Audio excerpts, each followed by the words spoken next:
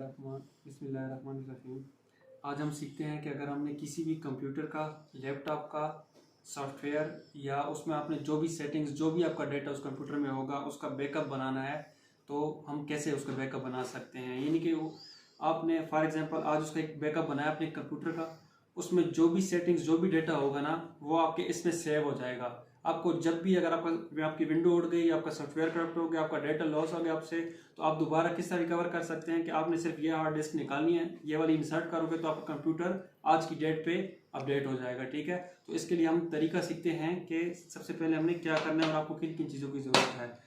हमें सबसे पहले ज़रूरत है, इसको हम कॉपियर भी कहते हैं और क्लोनर भी कहते हैं। ठीक है, ये कॉपियर कोई कॉपियर बोलता है, कोई क्लोनर भी कहता है। क्लोन डिवाइस है बेसिकली ये। ठीक है, इसका काम है कि इसमें दो जगह हैं, ये देखें। सबसे पहले लिखा हुआ है सोर्स।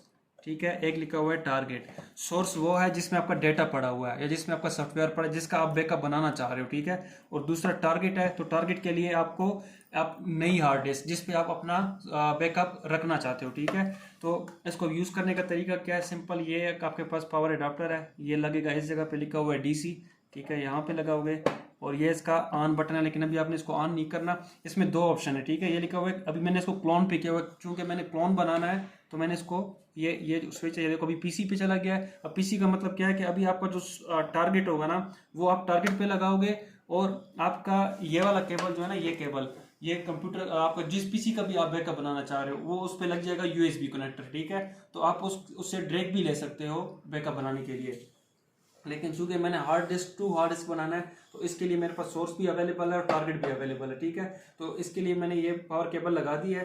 ठीक है, लेकिन उससे पहले मैंने क्या करना है कि अपनी हार्ड डिस्क जो है वो लगा लेनी है। ठीक है, उसको लगाने का तरीका ये है कि इसके अब आगे ले, ये देखो इसके अंदर ये जो ये वो लगे हुए ना, ये इस हिसाब से आपको हार्ड डिस्क में इंसर्ट करनी पड़ती है। ठीक है, तो मैं भी ये हार्ड डिस्क लगा रहा हूँ। जब हार्ड डिस्क लग जाती है ना तो आपको खुद फील होता है, ये देखें। ठीक है, थोड़ी सख्त हो जाती है ये।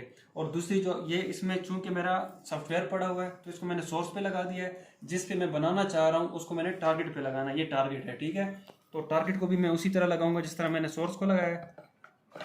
ठीक है, ये लग गया। ठीक है, ये लग गया। अभी ये देखें, सोर्स और टारगेट दोनों हार्ड डिस्क की हमारी लग गई हैं। अब इसमें जो डेटा पड़ा हुआ है वो सारा कन्वर्ट हो जाएगा इस वाले में। अब उधर से मेरा पावर अडाप्टर लगा हुआ है, यहाँ से मैं इसको, ये ऑन बटन है, ये वाला ऑन बटन है, ये मैं प्रेस करूंगा, ये देखें। जब ये ऑन हो जाएगा ना तो इसके ये दो जो ब्लू कलर के इंडिकेटर से ये ऑन होने चाहिए। ठीक है, इधर से हिल है ये, अच्छा इधर से हिल रहा है।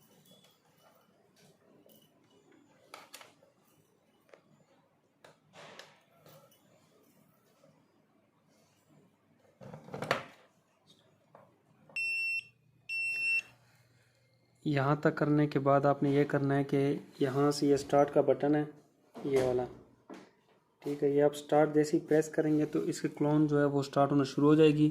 और ये जो इसकी 4 LEDs हैं, ये 25% वाली, 25%, 50%, 75% और 100%, ये इस तरह ब्लिंक होना शुरू हो जाएगी। फिर ये जैसे जैसे मतलब कॉपी होना शुरू हो जाएंगे तो 25% जब कंप्लीट हो जाएगा तो ये ग्लो कर जाएगी और ये बाकी जो रिमाइंडिंग होगी ना वो ब्लिंक ही करती रहेंगी। इस तरह जैसे जैसे क्लोन कंप्लीट होता जाएगा उस तरह ये ग्लो होती जाएंगी। और लास्ट में अगर 100% वाली जो है, ये 3 बिल्कुल ग्लो हो जाएंगी और जो लास्ट वाली है वो ब्लिंक करती रहेगी। और जब कंप्लीट हो जाएगा तो ये बीप भी देगा और ये चारों LEDs जो हैं ये ऑन हो जाएंगी। ठीक है, जिस तरह भी 2 हार्ड डिस्क लगाने से इसकी ये LEDs ऑन हो रही है ना, तो हमारे क्लोन जब कंप्लीट होगा तो ये चारों LEDs भी इसी तरह स्टिल ऑन हो जाएगी। तो इस तरह हम इसका डेटा जो है वो बैकअप करवा सकते हैं या हम क्लोन या उसका बैकअप बना सकते हैं इस डिवाइस के थ्रू।